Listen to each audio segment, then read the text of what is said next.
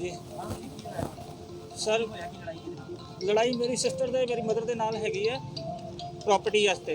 ठीक है जी, मेरी एक किराए की दुकान सी आलू वाले कटरे, किराएनामा मेरे नाम ते दुकान दे मालिक ने केस मेरे ते फाइल किया दुकान खाली कराने वास्ते।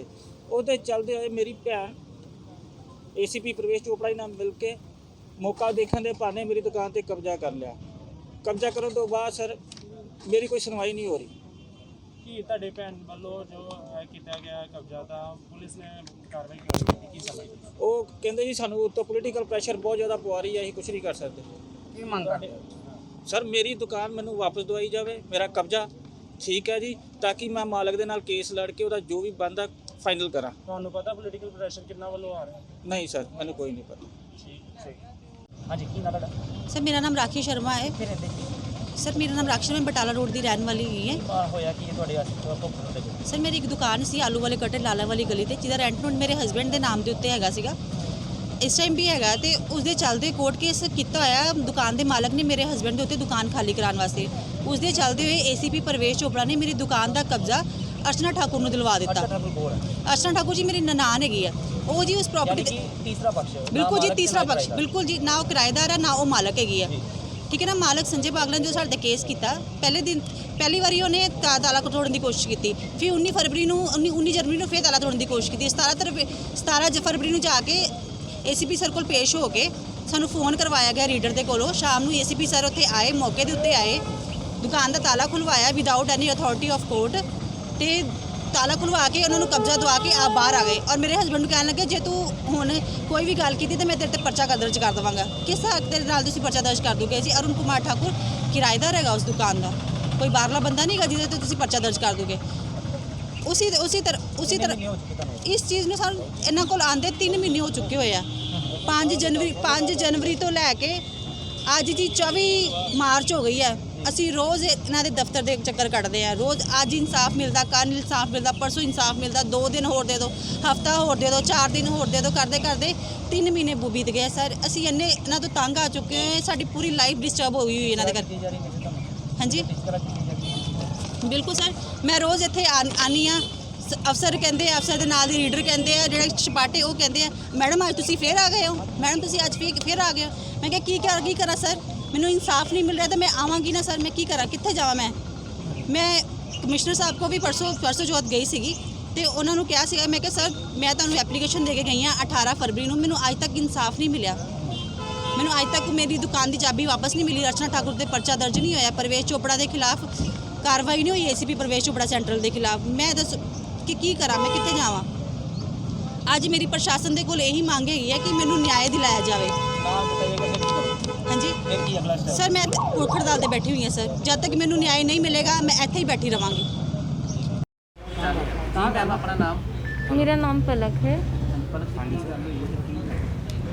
सर मैटर ਇਹ ਹੈਗਾ ਜੀ कि मेरे ਜਿਹੜੇ फादर ਆ ਉਹ शुरुआत तो ही मारपीट करते आए ने साडे नाल, इस करके मेरे परदादा जी भोला राम जी और मेरी दादी कमला ठाकुर ने उनको बेदखल कर दिया 2012 में अगस्त के महीने में। 2012 के मार्च के महीने में ये शादी करके आए थे हमारे घर, पर इन दोनों ने मिलके हमें इतना तंग परेशान किया, इतनी मारपीट करते थे कि मेरी परदादा जी और मेरी दादी जी ने इनको घर से बाहर निकालने का फैसला किया था। इनका जो भी बनता था इनको देकर अलग कर दिया गया था। उसके बावजूद भी वो दोनों मारपीट करते थे, घर के गेट तक के आ जाते थे। इसकी वजह से एक दिन ये औरत पेट्रोल की बोतल लेके आए थे और इन्होंने हमें जान से मारने की धमकी दी थी। तो उस टाइम 2015 में मेरे परदादा जी और मेरी दादी जी ने इनको बेदखल कर दिया।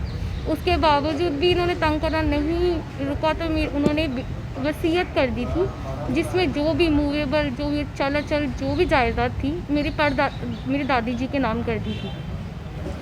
उसके बावजूद भी इन्होंने तंग करना नहीं छोड़ा और इनकी आदत पड़ गई है कब्ज़ा करने की, तोड़ फोड़ करने की। हमारे घर में भी इन्होंने कब्ज़ा करने की कोशिश की थी, उसके लिए भी हमने पिछले साल कंप्लेंट की थी। मेरे परदादा जी पिछले साल ही एक्सपायर हुए हैं 3 जनवरी 2020 को।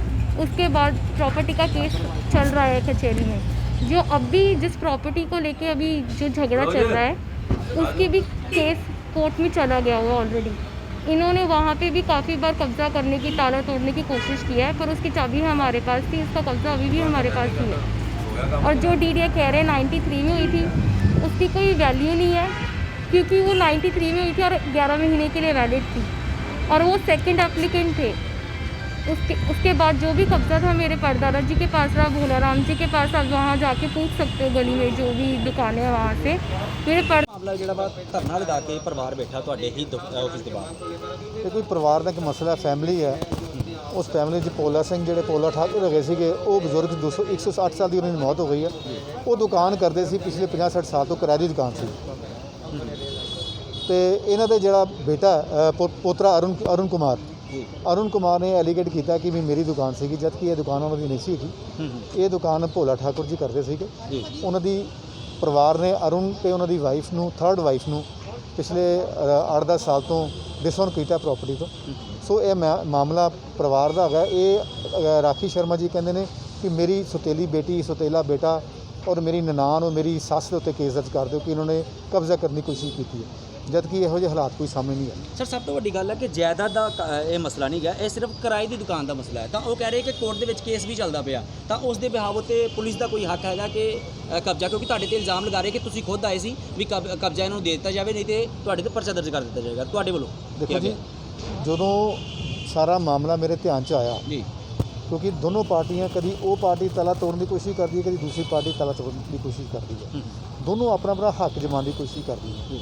ਫਿਰ ਇਹ ਦਰਖਾਸਤ ਇਹਨਾਂ ਨੇ ਇੱਕ ਦੂਜੇ ਦੇ ਖਿਲਾਫ ਕਤਵਾਲੀ ਥਾਣੇ ਦਿੱਤੀ ਹੈ। ਮੁੜ ਕੇ ਇਹਨਾਂ ਦੋਨੋਂ ਪਾਰਟੀਆਂ ਨੇ ਮੈਨੂੰ ਅਪਰੋਚ ਕੀਤਾ ਕਿ ਸਾਡਾ ਹੱਲ ਕੀਤਾ ਜਾਵੇ। ਫਿਰ ਮੈਂ ਇੱਕ ਮੌਕਾ ਵੇਖਣ ਜ਼ਰੂਰ ਗਿਆ। ਜਦੋਂ ਮੌਕਾ ਵੇਖਿਆ, ਮੌਕੇ ਦੇ ਵਿੱਚ ਤਾਂ ਕੁਰਸੀਆਂ ਪਈਆਂ ਸੀਗੀਆਂ, ਉਹੀ ਪੁਰਾਣੀਆਂ ਕੁਰਸੀਆਂ ਜੀ, ਬਜ਼ੁਰਗਾਂ ਦੀਆਂ ਜਿਹੜੀਆਂ ਕਟਿੰਗ ਵਾਲੀ ਕੁਰਸੀ ਪਈਆਂ, ਹੋਰ ਤਾਂ ਕੁਛ ਹੈ ਹੀ ਨਹੀਂ ਸੀ ਉੱਥੇ ਸਮਾਨ।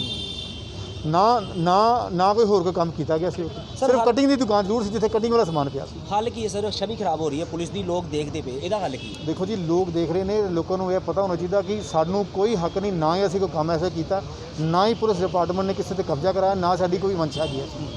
ਅਸੀਂ ਇਹਨਾਂ ਜ਼ਰੂਰ ਇਨਸਾਫ ਜ਼ਰੂਰ ਦੇਵਾਂਗੇ, ਇਨਸਾਫ ਦਿੱਤਾ ਵੀ ਹੈ। ਇਨਸਾਫ ਇਹੋ ਹੀ ਹੈਗਾ ਕਿ ਇਸ ਵੇਲੇ ਕੋਰਟ ਵਿੱਚ ਕੇਸ ਚੱਲ ਰਿਹਾ ਦੋਨੋਂ ਧਿਰਾਂ ਦਾ, ਕੋਰਟ ਹੀ ਦੇਖੇਗੀ। ਮਾਨਵ ਅਦਾਲਤ ਦੇ ਉੱਤੇ ਸਾਰਿਆਂ ਨੂੰ ਫੈਸਲੇ ਦੀ ਉਡੀਕ ਕਰਨੀ ਚਾਹੀਦੀ ਹੈ।